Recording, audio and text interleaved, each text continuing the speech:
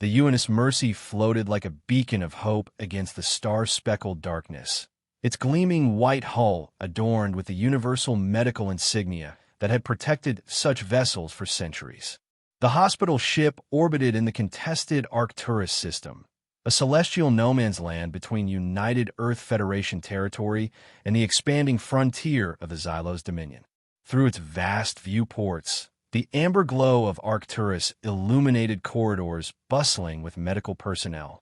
Commander Eva Rostova stood in the Mercy's central observation deck, hands clasped behind her back, watching as another shuttle of wounded docked in the ventral bay. The chief medical officer's reflection in the viewport revealed a face worn by experience, but determined in purpose. At 48, the lines at the corners of her eyes had deepened over 17 years of military medical service, her dark hair now streaked with silver that caught the starlight. "Another badge from Outpost Thorn," said Dr. Galen Peters, appearing at her side with a datapad. 37 this time, mostly civilian workers caught in the crossfire. Eva nodded, her jaw tight.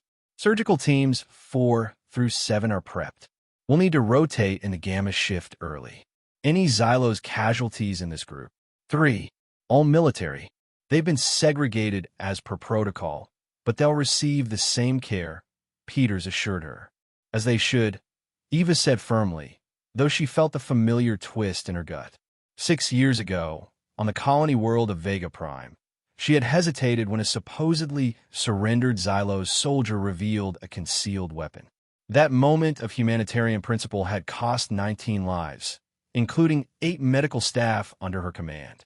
The inquiry had cleared her, but the scars remained, invisible beneath her pristine uniform. Eva pushed the memory away. "I want to see how Tanaka's neural regeneration trials are progressing." The latest results look promising. As if summoned by his name, Specialist Kenji Tanaka appeared at the entrance to the deck, his lean frame hunched over a portable holographic projector. At 34, the cybernetic brilliance had earned him a position heading the Mercy's most ambitious research project, but his perpetual frown suggested the burden of his work. "Commander," he acknowledged, his voice clipped, "I was coming to find you. We've had a breakthrough with the synaptic reconstruction protocol."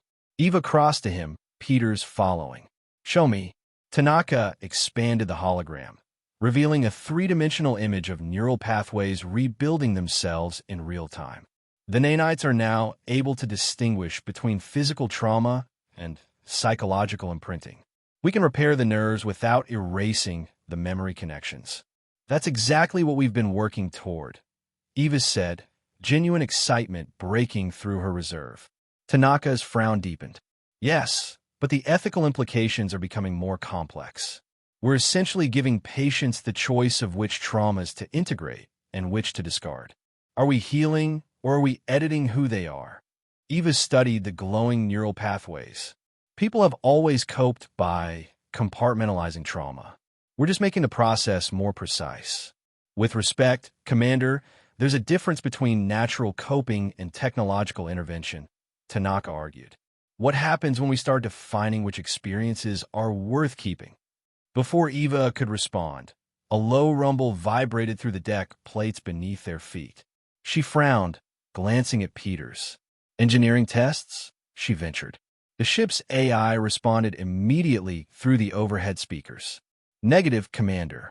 Multiple unidentified vessels have just emerged from FTL. Configuration matches Xylos Dominion warships. They are not responding to hails." Eva's blood ran cold. "Battle stations? On a hospital ship?" "Sir," the communications officer's voice cut in urgently. "They're powering weapons systems. They—" The rest of his words were lost as the first impact struck the Mercy. The observation deck lurched violently, throwing all 3 of them against the viewport. Through the reinforced transparent steel, Eva watched with horror as 3 Xylos cruisers maneuvered into attack formation, their distinctive barb hulls silhouetted against Arcturus. Energy weapons flashed from their forward arrays, striking the hospital ship with pinpoint precision. "This is impossible," Peters gasped, blood streaming from a cut on his forehead. "We're a medical vessel. We're protected under Section 7 of the Interstellar Accords."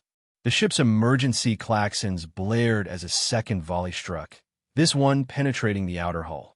Gravity fluctuated wildly as damage struck the field generators. Throughout the ship, Eva knew hundreds of patients lay helpless in their beds. All personnel, emergency protocols, she ordered into her comm unit, fighting to keep her voice steady. Begin immediate evacuation. Sequences. Medical staff, secure critical patients for transport. This is not a drill. As the words left her mouth, memory overlaid reality. The screams on Vega Prime, the smell of burning flesh, the knowledge that her decision had condemned her team. Not again. Not again. Commander. Tanaka grabbed her arm, yanking her back to the present. The neural regeneration lab, the research.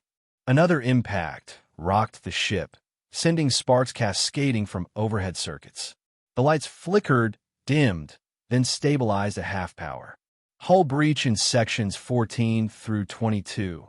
The AI announced, its synthetic voice disconcertingly calm. Life support failing in the starboard medical wing. Containment fields failing. Evacuate who we can. Eva ordered Tanaka. Back up what research you can transmit to Earth, then get to the escaped shuttles. The cybermedic hesitated, clearly torn between duty to his patients and the years of irreplaceable research. That's an order, specialist, Eva snapped. Move! Tanaka nodded and sprinted from the observation deck. Eva turned to Peters. Get to Delta Ward. That's where the most critical patients are. I'll coordinate from Central Command. As they separated, Eva forced her way through corridors rapidly filling with smoke and panicked personnel. Emergency lighting painted everything in a hellish red glow. Through gaps in the damaged hull, she caught flashes of weapons fire, each burst striking with surgical precision against the Mercy's engines, communication arrays, and escape craft launch bays. This was no random attack. This was methodical destruction. In Central Command, chaos reigned. Half the monitoring stations were dark or sparking. The few officers present worked frantically, trying to coordinate the evacuation or understand the attack. Status report. Eva demanded, assuming command. 30% of escape shuttles launched. A lieutenant reported, her uniform singed and her hand shaking. Xylo's forces are targeting the launch bays. We've lost communication with Deck 7 through 15. Life support is critical in 60% of the ship. Eva stared at the tactical display, watching as more Xylo's vessels emerged from FTL, joining the attack. The Mercy was clearly doomed. No rescue would come in time. The nearest UEF military vessel was hours away at best. Send out a final distress call, she ordered. Include full sensor records of the unprovoked attack. Then abandon ship. All remaining personnel to available escape craft. Eva stayed until the last functioning command console transmitted the message, then made her way toward the nearest shuttle bay. The ship was dying around her. Twice she had a detour around collapsed corridors. Once she stopped to help a nurse dragging an unconscious patient toward an escape pod. All the while, the memories of Vega Prime threatened to paralyze her. But this time, there was no hesitation. This time, the enemy had declared itself clearly. She reached Shuttle Bay 4 to find it in chaos, overcrowded with wounded and medical staff. As she helped organize the loading, a final, devastating blast rocked the Mercy. The shuttle bay's outer doors cracked, atmospheric force sending equipment and several screaming personnel flying into space before emergency fields snapped into place. Last shuttle, a flight officer shouted, waving desperately toward a small craft designed for 20 that would now carry twice that number. Eva did a rapid scan of the bay, looking for Tanaka or Peters. Neither was visible among the crush of frightened faces. Commander, now or never. The flight officer grabbed her arm. Eva allowed herself to be pulled aboard. The overloaded shuttle lurched from the bay, just as another explosion tore through the Mercy. Through the small viewport, Eva watched her ship break apart, secondary explosions blossoming along its spine as atmosphere vented into space. Hundreds would have still been aboard, including many too wounded to move. As the shuttle accelerated away, the Xylo's vessels made no attempt to pursue. Their mission accomplished, they simply watched the destruction they had wrought before disappearing back into FTL, leaving nothing but debris and escaping shuttles in their wake. Eva pressed her palm against the cold viewport, a silent promise to those lost. Vega Prime had been a tragedy born of hesitation. This was something else entirely. This was a reckoning waiting to be answered. Across 18 billion souls in Earth Alliance territory, grief turned to rage in the days that followed. The attack on the UNS Mercy, broadcast in horrific detail from the ship's final transmission, became a rallying cry unlike anything seen since the early border wars. The image of the clearly marked hospital ship breaking apart, escape shuttles picked off by Xylo's weapons fire, seared itself into the collective consciousness.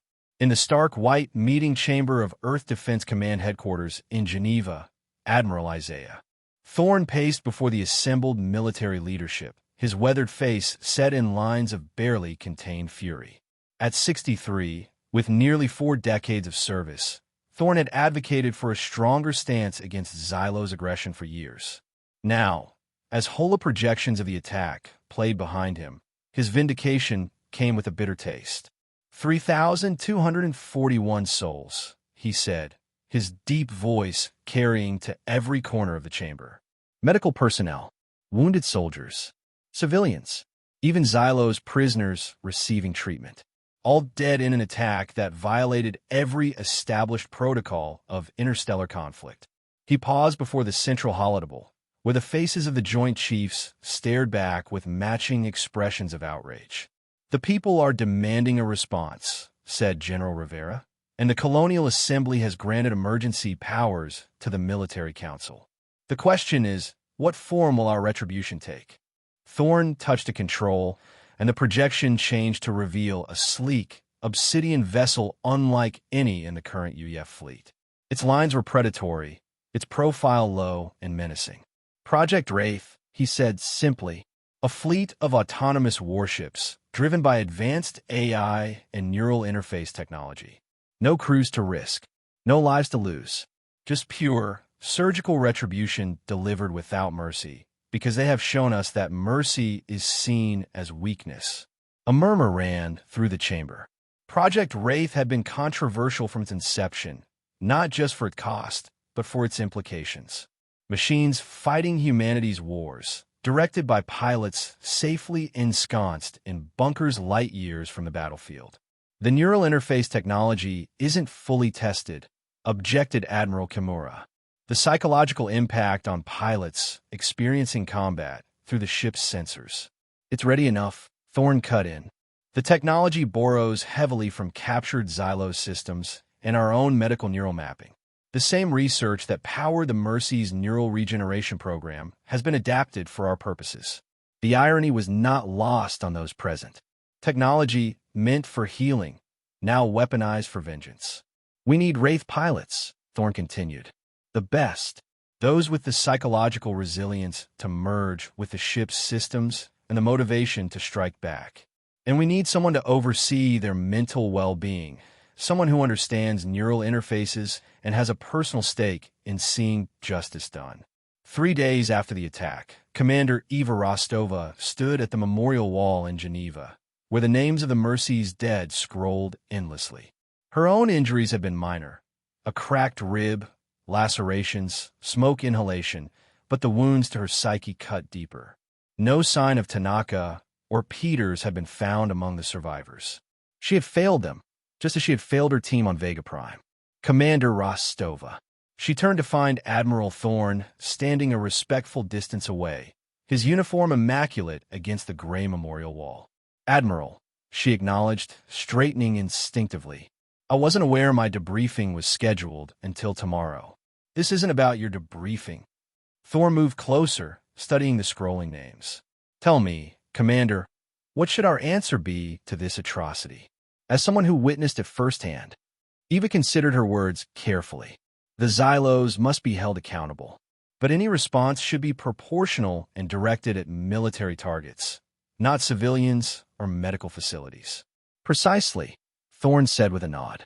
"Surgical, precise, overwhelming, but targeted." He handed her a data chip, I want you to lead the medical and psychological support team for a special operations group. Your experience with neural technology from the Mercy makes you uniquely qualified. Eva inserted the chip into her datapad, scanning the information that appeared. Her eyes widened. Project Wraith, she read. Neural interface pilots directing unmanned combat vessels. She looked up sharply. You want me to help turn pilots into weapons? I want you to help turn grief into purpose, Thorne corrected. These pilots will be volunteers, driven by the same outrage that's consuming our society. They'll need someone who understands both the neuroscience and the emotional weight they're carrying. Eva thought of the Mercy breaking apart, of faces she would never see again. When do I start? The Wraith Operations Center occupied an entire underground complex beneath the Rocky Mountains, its existence classified at the highest level. Within 6 weeks of the Mercy attack, Eva found herself standing in the central monitoring chamber, watching as 20 volunteers underwent their first neural sync with the prototype vessels. Each pilot lay in a specially designed immersion pod, their bodies suspended in a nutrient-rich solution while neural filaments connected their brains directly to the ship's systems. On massive screens overhead, real-time data flowed, showing the pilots' vital signs alongside the status of their paired vessels. The interface creates a form of synthetic synesthesia, explained Dr. Ariana Wells, the lead neurologist on the project. The pilots don't just control the ships, they feel them. Sensor data becomes sensation. Weapons systems register as extensions of their own bodies. Eva studied the readouts with a practiced eye. And the psychological impact? Wells hesitated. There's a phenomenon we've termed phantom pain. When the vessels take damage, the pilots experience it as physical sensation. Not actual pain, but the brain interprets it that way. And the combat itself, experiencing killing, even remotely, takes a toll. Yet you had more volunteers than you could accept, Eva noted. Revenge is a powerful motivator, Wells replied quietly. Among the pilots, one pod in particular drew Eva's attention. The biometric readings showed higher stress levels, more intense neural engagement. That's Commander Darius Reed, Wells said, following her gaze. Former fighter pilot. His family was on New Jakarta when the Xylos hit it 2 years ago. He's our most aggressive subject and the most adept at the neural interface. He's pushing the limits of what we thought possible. Eva made a mental note to speak with Reed personally. His profile, the trauma, the rage, the drive for vengeance, made him both valuable and potentially unstable. Over the following weeks, Eva divided her time between monitoring the pilot's psychological states and helping refine the neural interface itself. The technology was a dark mirror of what she and Tanaka had developed on the Mercy. Instead of healing traumatized minds, it channeled that trauma into weapon systems. The Wraith vessels themselves were marvels of engineering. Their obsidian hulls incorporating both Earth technology and adapted Xylo systems. Faster, more maneuverable, and more heavily armed than anything previously deployed, they represented Earth's full technological might bent toward a single purpose: retribution. 67 days after the destruction of the Mercy, the Wraith fleet launched its first strike. Eva stood in the operations center, the tension palpable as 20 pilots initiated deep neural immersion. On a strategic display, the 12 Wraith vessels appeared as black arrowheads, cutting through space toward a Xylo's military outpost in the contested hegemony sector.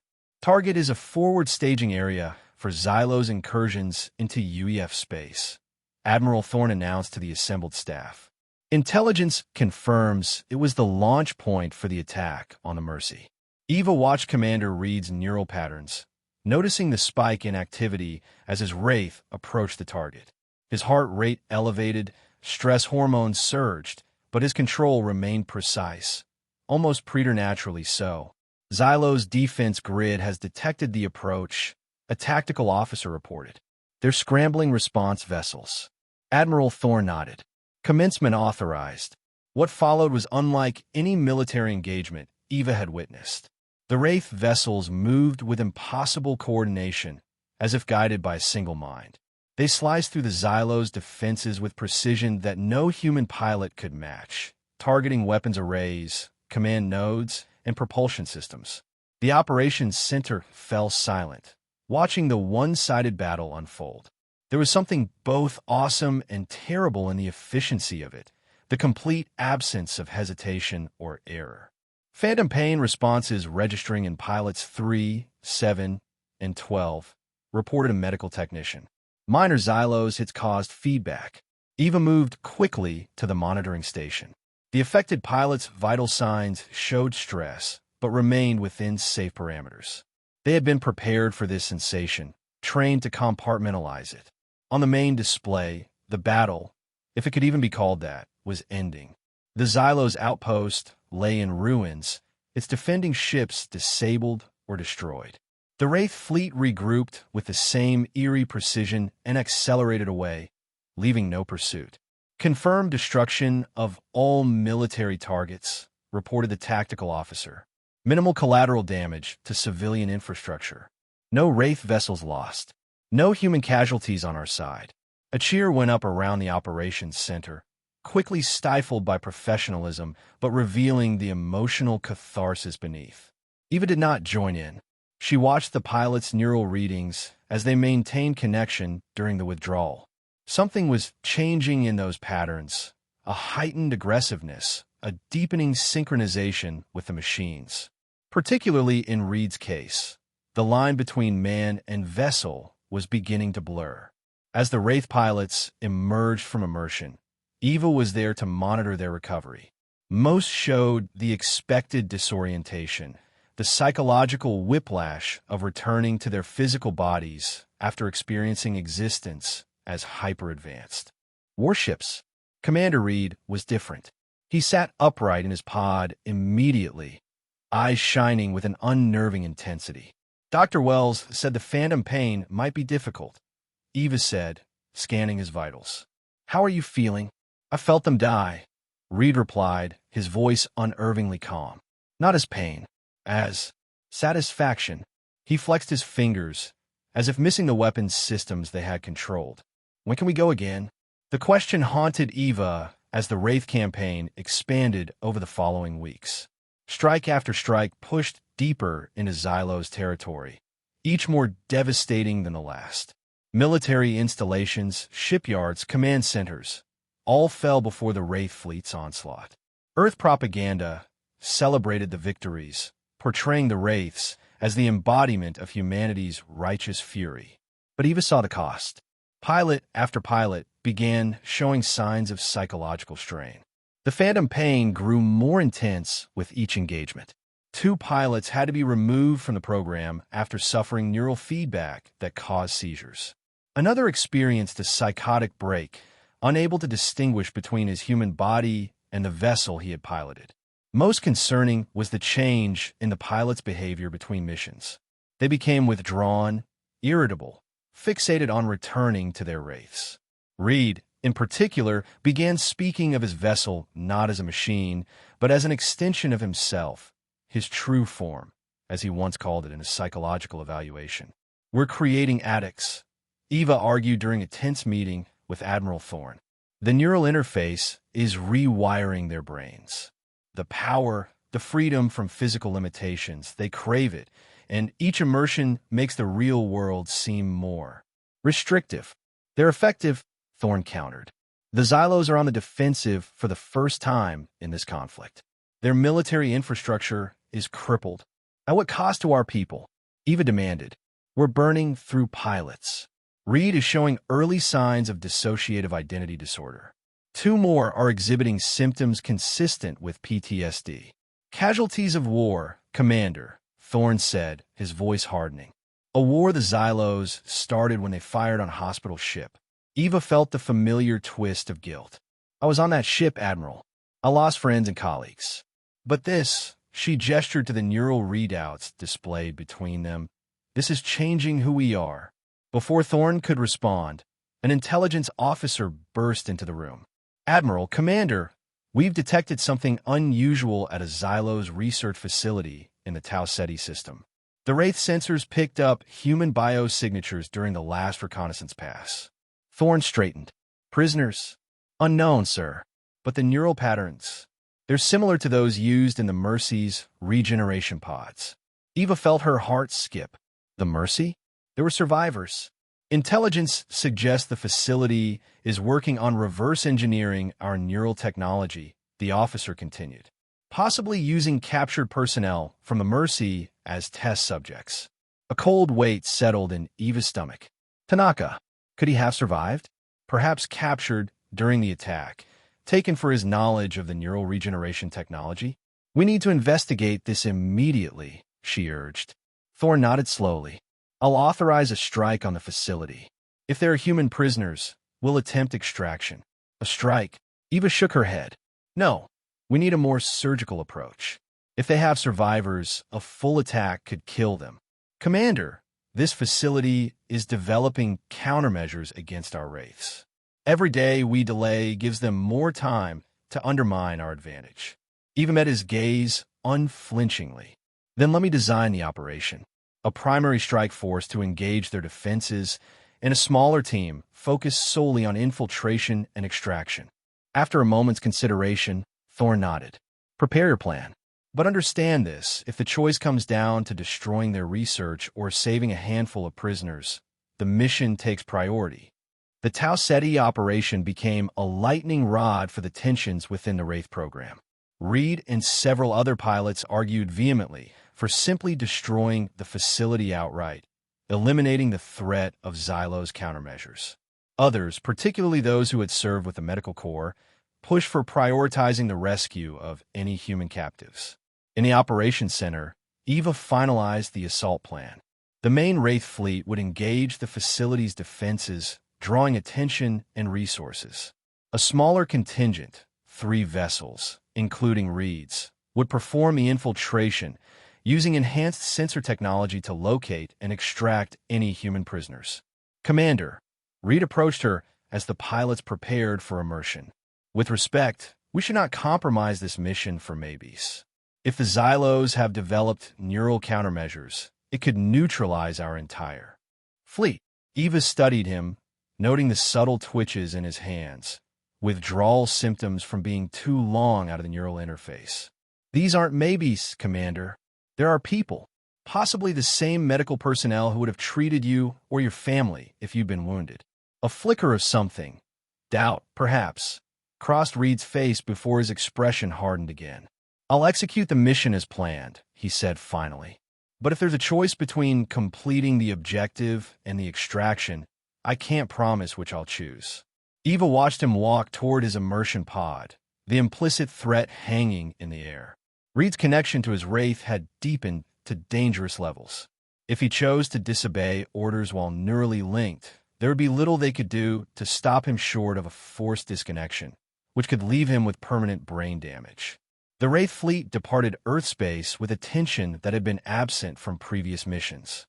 In the operations center, Eva monitored the neural interfaces with heightened vigilance, particularly Reed's increasingly erratic patterns. The approach to the Xylos facility proceeded according to plan. The main fleet emerged from FDL at the edge of the Tau Ceti system, immediately drawing the attention of the defensive batteries surrounding the research installation. As the primary vessels engaged, the 3 infiltration wraiths activated their stealth systems, technology reverse-engineered from captured Xylo scout ships, and maneuvered toward the facility's less defended research quadrant.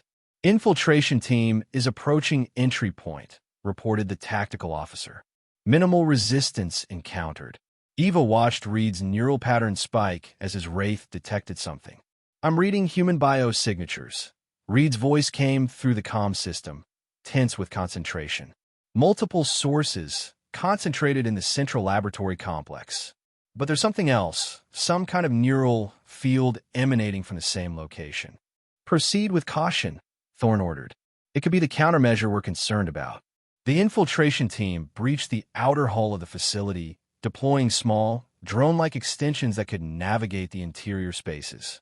Through the neural link, the pilots could see through these drones, experiencing the inside of the Xylos facility as if physically present. Confirmed visual on human subjects, reported one of Reed's team. At least 7, possibly more. They appear to be in some kind of stasis pods, similar to our immersion technology. Eva leaned forward, studying the visual feed. The laboratory was vast, filled with equipment that combined Xylo's design with clearly human-derived components. And there, in the center, were the stasis pods, each containing a motionless human figure. "Can you identify any of them?" she asked urgently. The drone moved closer to one of the pods. Eva felt her breath catch. "Kenji Tanaka," she whispered, recognizing the face behind the transparent panel. "He's alive." The revelation hit her like a physical blow. Tanaka had survived, but what had the Xylos done to him? What had they forced from his mind? While Eva processed this discovery, alarms suddenly blared throughout the operations center. On the neural monitoring stations, red warnings flashed. "Neural disruption detected," Dr. Wells shouted. "Something's interfering with the interface." All pilots showing signs of severe feedback. On the comms, the pilots' voices became strained, some crying out in obvious pain. "It's inside my head," gasped one. "Can't maintain connection." Reed's voice cut through the chaos, tight with effort but controlled. "They're using some kind of neural jammer. It's creating feedback loops in our interface." There was a pause, then "I can push through it. I can still complete the mission." Eva watched in horror as Reed's neural readings spiked dangerously. He was forcing the connection despite the disruption, risking severe brain damage. "Reed, disengage immediately," she ordered. "All pilots. Emergency withdrawal protocol." "Negative," Reed responded, his voice unnaturally calm despite the readings that showed he must be in agony. "I can end this. I can destroy their research and the countermeasure." Eva watched as Reed's wraith maneuvered toward the central laboratory, toward the stasis pods containing Tanaka and the other survivors. "Reed, those are our people in there," she shouted. "Stand down." But Reed seemed beyond reason. The phantom pain, the neural addiction, the rage that had driven him since losing his family, all of it had culminated in this moment. His wraith's weapons systems came online, targeting the heart of the laboratory. In desperation, Eva made a decision that violated every protocol of the Wraith program. She initiated an emergency override of Reed's neural interface, simultaneously establishing a direct link to one of the infiltration drones. Through the drone's sensors, she could now see the laboratory in real time. Tanaka wasn't just in stasis, he was conscious, working at a Xylos console. As she watched, he looked up directly at the drone, recognition flashing in his eyes. Tanaka typed something rapidly, and a data stream suddenly flowed through the drone's communication system. Eva directed it to a secure analysis station, where it began to decrypt automatically. What she saw changed everything. The Xylos had attacked the Mercy not out of cruelty or barbarism, but fear.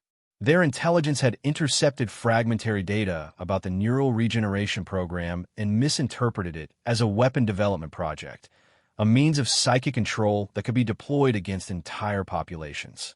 They had struck preemptively, hoping to capture the technology and research before it could be weaponized against them. Ironically, in doing so, they had precipitated exactly the outcome they feared: the adaptation of neural technology for warfare in the form of the Wraiths. Eva made a split-second decision.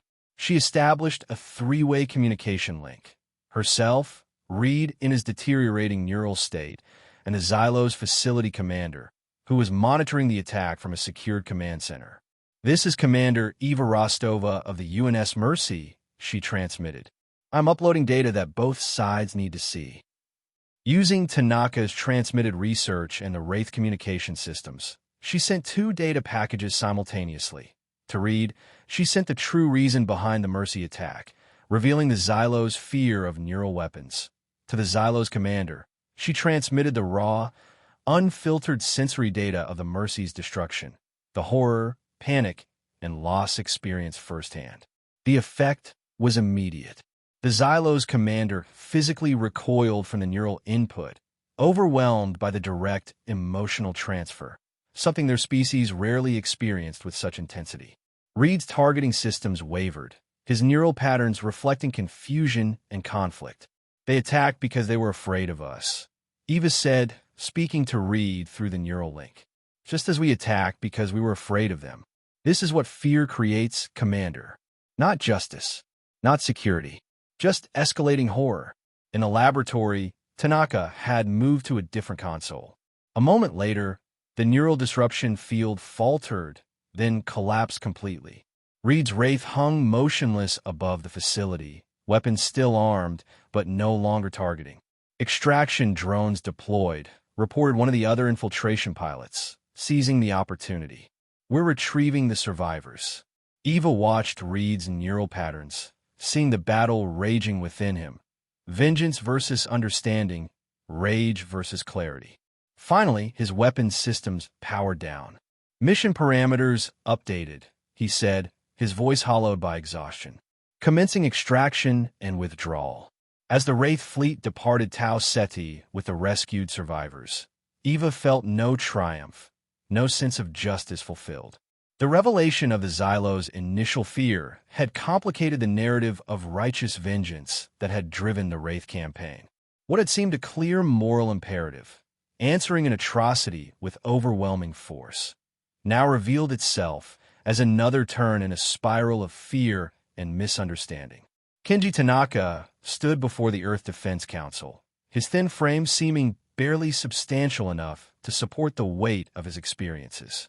6 weeks after his rescue from the Xylo's facility, the neural specialist still showed signs of his captivity, occasional tremors in his hands, a distant look that would come over him mid-sentence. I was forced to work on adapting our neural regeneration technology, he explained, his voice steady despite his physical fragility. The Xylos believed we were developing a means of mass psychic control. Their attack on the Mercy was driven by fear of what they did not understand. Eva sat at the side of the chamber, watching Admiral Thorne's expression harden as Tanaka continued. In captivity, I learned that Xylo's neural systems are fundamentally different from our own. They experience consciousness collectively, sharing sensory and emotional data across linked networks.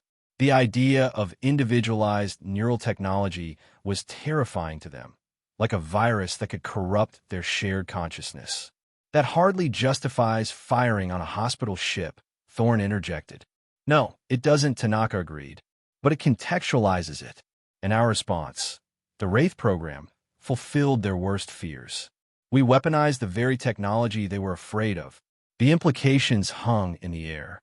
The Wraith campaign had devastated Xylo's military infrastructure, pushing them to the brink of defeat. But at what cost? The neural technology had left permanent scars on the pilots. Of the original 20, 5 had suffered irreversible neural damage.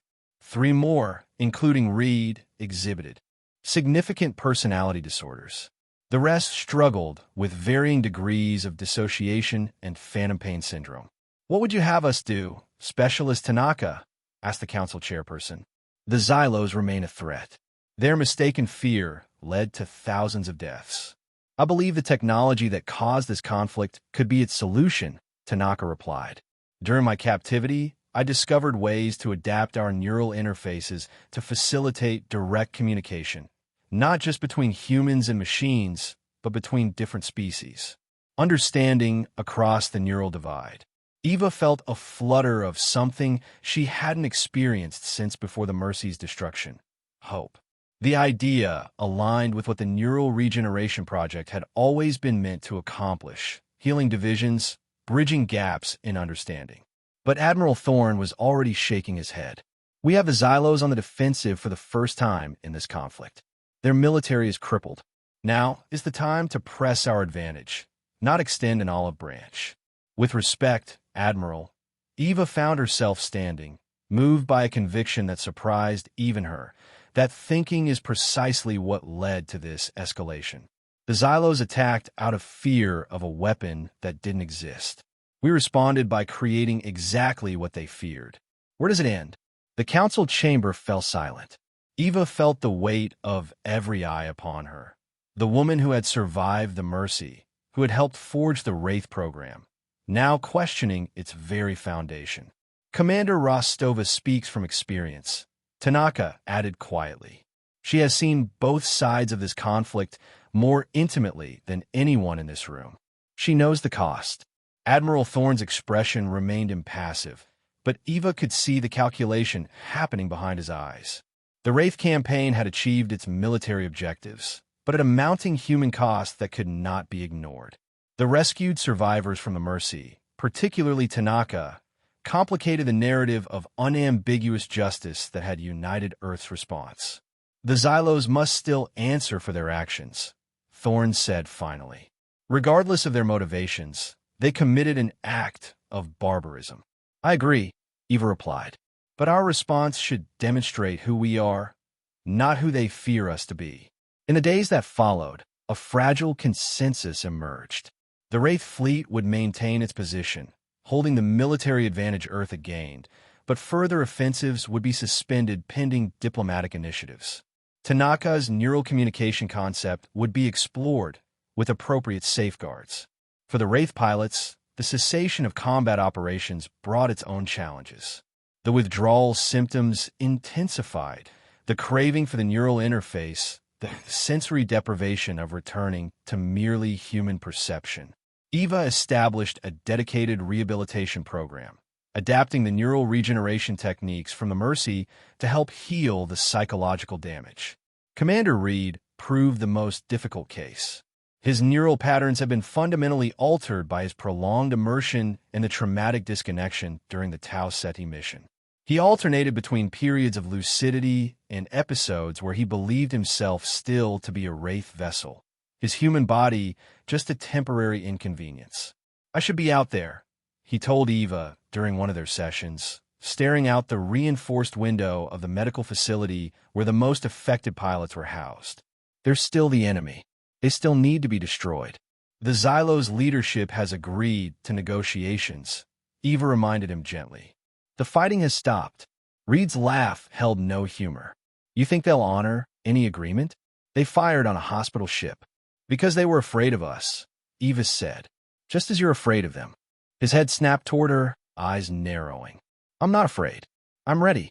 Ready to lose yourself completely? Eva asked. Because that's what was happening, Darius. Every immersion pushed you further from your humanity. You were becoming the weapon. A flicker of uncertainty crossed Reed's face, the first crack in his armor that Eva had seen. Sometimes I dream I'm still in the neural link, he admitted quietly. Still hunting, still killing. And when I wake up, he gestured at his body, feels wrong. Constrained. Eva recognized the symptom from her work with Tanaka. That's the neural addiction talking. The sense of power, of transcending physical limitations. But it was consuming you, not freeing you. Reed turned back to the window. So what happens now? We just forgive them. No, Eva said firmly. We hold them accountable. But we also recognize our own part in this cycle. The Mercy was meant to heal. The Wraiths were meant to avenge. Now we need something that can build. 3 months after the Tau Ceti mission, Eva stood beside Tanaka in a specially constructed chamber deep within the lunar diplomatic complex.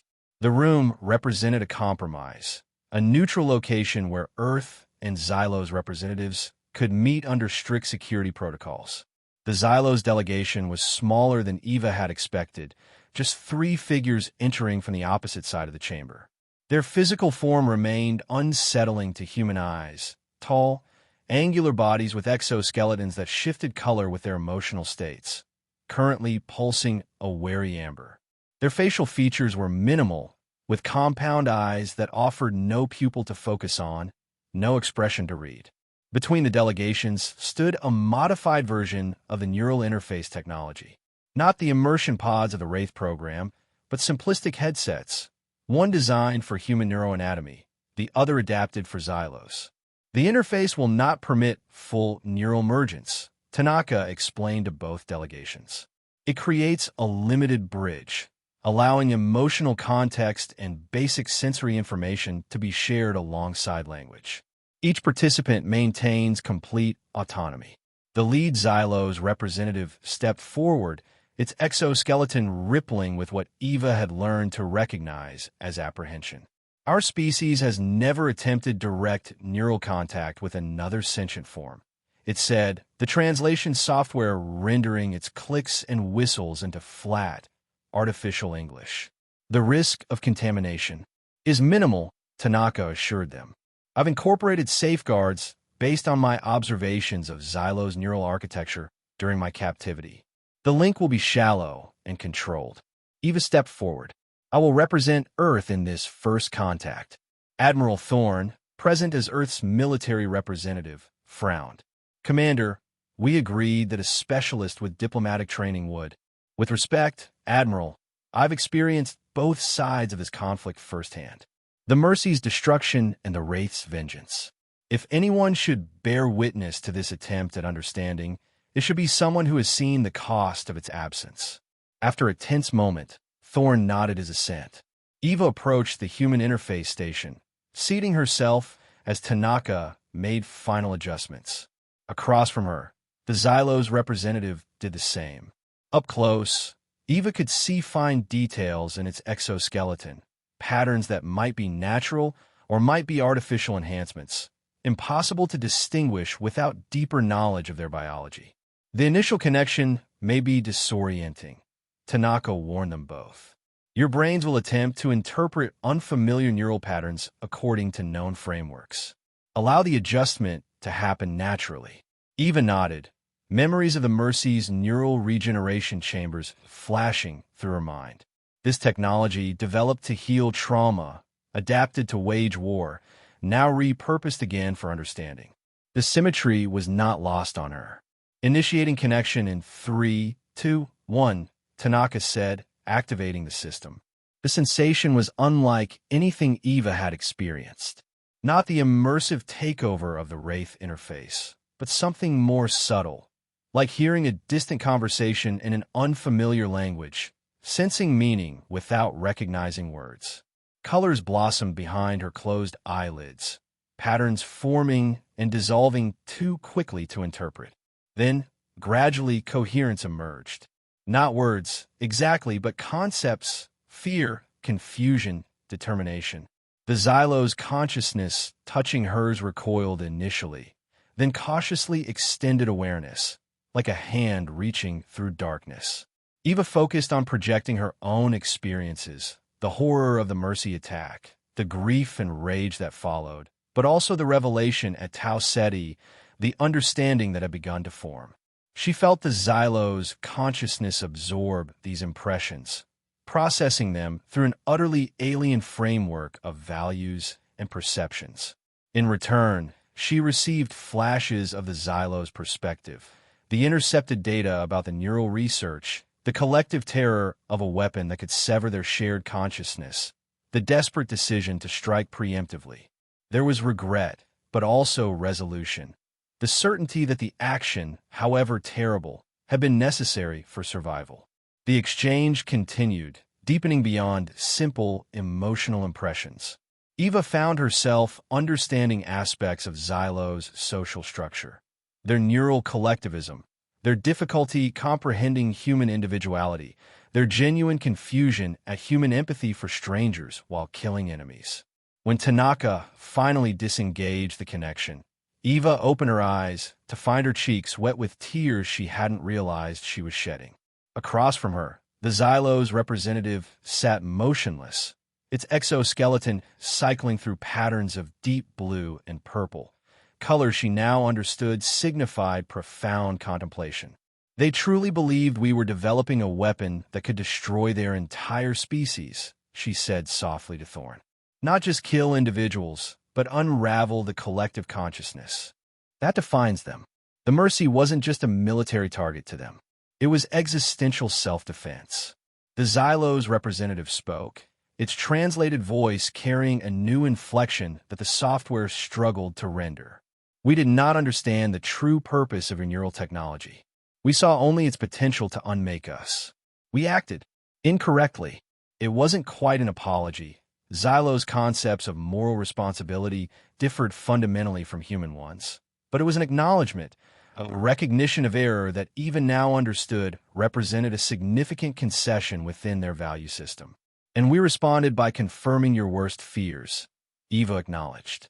By weaponizing the very technology you were afraid of, Admiral Thorne cleared his throat. This understanding, while valuable, doesn't change the strategic reality. The UEF still maintains significant military advantage. The terms of any agreement must reflect that. Agreed, Eva said, surprising him. The Xylos must be held accountable for their actions, and safeguards must be established. But those terms should be shaped by understanding, not vengeance. The negotiations that followed extended for weeks, then months. The neural bridge sessions continued, different representatives from both sides participating, gradually building a framework of mutual comprehension that had never before existed between the species. For Eva, the process brought a measure of healing. The work echoed the original purpose of the Mercy, not erasing trauma, but integrating it, finding meaning in loss rather than simply vengeance. She often thought of Tanaka's ethical questions about the neural regeneration technology. Was it better to erase painful experiences or learn to live with them? The answer, she was beginning to believe, lay somewhere in between, not forgetting but understanding, not erasing but transforming. 1 year after the destruction of a UNS Mercy, a formal peace treaty was signed. The terms were complex, reflecting the new understanding of both species' needs and fears. The Xylos Dominion agreed to significant demilitarization along the border systems and substantial reparations for the Mercy attack. The UEF committed to restrictions on neural technology development and deployment, with joint oversight committees including representatives from both species. Most significantly, the treaty established permanent neural bridge facilities, carefully regulated environments where ongoing communication could continue between the species, gradually expanding understanding beyond the narrow diplomatic and military channels that had previously defined their relationship. The Wraith program was officially decommissioned, though the technology was preserved under strict controls. For the pilots, recovery remained an ongoing struggle. Some, like Reed, would never fully heal from the neural alterations, the phantom sensations, the dissociative episodes, the craving for the interface that had seemed to offer transcendence. Yet even Reed found a purpose in the aftermath, working with Tanaka to help design Safeguard for the neural bridge technology, his first-hand experience of its dangers providing invaluable insight. 6 months after the treaty signing, Eva stood in the memorial chamber dedicated to the Mercy, where the recovered remains of those lost had finally been laid to rest. The circular room held no bodies. Most had been lost to space or destroyed in the attack, but holographic images of the crew and patients surrounded the walls, preserving their faces in light. Tanaka joined her, his health improved but his eyes still carrying the shadows of his captivity. "I've been offered directorship of the Neural Communication Initiative," he told her. "Continuing our work, but for communication rather than either healing or warfare." Eva nodded. "You should take it. You understand the potential and the dangers better than anyone." "What about you?" he asked. "Thorne offered you promotion to captain, command of the new medical vessel they're building." Eva studied the faces on the wall. Medical staff who had served under her command, patients who had trusted in the protection the Mercy represented. Dr. Peters smiled out from one image, forever captured in a moment before chaos descended. "I've declined," she said quietly. "I'm joining the Neural Bridge program instead." Tanaka raised an eyebrow. "As a medical supervisor? As a bridge operator?" She turned to face him fully. "Every time we establish contact, we learn something new about the Xylos, and they about us. It's slow, difficult work, but it's the only way to ensure this doesn't happen again. Not just a treaty based on military advantage, but actual understanding." "It's dangerous work," Tanaka warned. "Extended neural contact with alien consciousness carries risks we're still quantifying." Eva smiled faintly. "So does failing to understand those we share the universe with." As they stood in silence, among the memorial holograms, Eva reflected on the journey from the Mercy's destruction to this moment. The rage that had fueled Earth's response had been justified, the pain real. The fleet of Fury had answered the call for vengeance with terrible efficiency. But the true answer, the harder, more complex answer, lay in what came after vengeance. The painful work of understanding, accountability, and ultimately, the possibility of genuine peace. The scars remained. They always would. But even scars could serve as reminders of lessons painfully learned, and of the cost of failing to understand those we fear.